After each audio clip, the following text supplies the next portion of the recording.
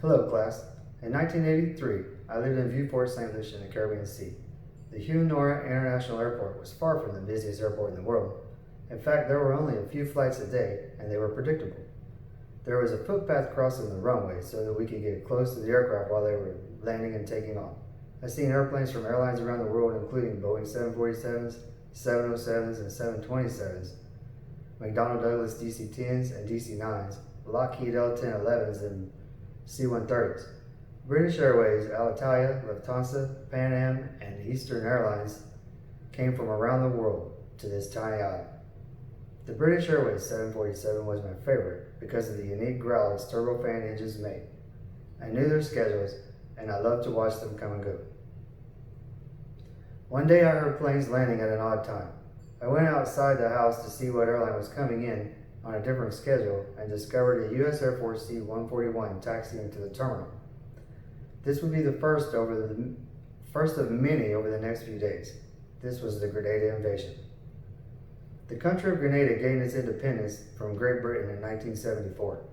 For the next 9 years, the country endured a power struggle of Marxist regimes, one backed by Cuba and another backed by Russia. Cuba, Grenada, and Nicaragua created a communist triangle in the Caribbean that threatened NATO shipping routes. On October 14, 1983, a coup took place that replaced one Marxist leader with another. The coup threatened the security of 650 to 1,000 American medical students on the island. President Reagan responded swiftly to rescue the Americans and remove the communist influence from the region. The rapid response, while successful, highlighted several operational deficiencies in the U.S. military. The U.S. Air Force, Army, Navy, and Marines were all involved in the invasion. It was quickly learned that they used different communication systems and frequencies that hindered joint operations and rescues. Communication was so bad that one Navy SEAL had to secure a landline and use a personal calling card to call Fort Bragg and direct aircraft gunfire from an unsecured phone. The Navy had equipment failures that caused 4 Navy SEALs to drown and delayed the mission by 1 day. The lack of maps forced the military to use inaccurate tourist maps. Faulty intelligence caused the Army Rangers to delay in securing the airfield. The lack of knowledge regarding the whereabouts of the medical students resulted in 3 extra combat rescue missions. In the end, the mission was a success. The captive students were freed, the Marxist government was removed, and democracy took hold. The country of Grenada celebrates the anniversary every year as a Thanksgiving holiday.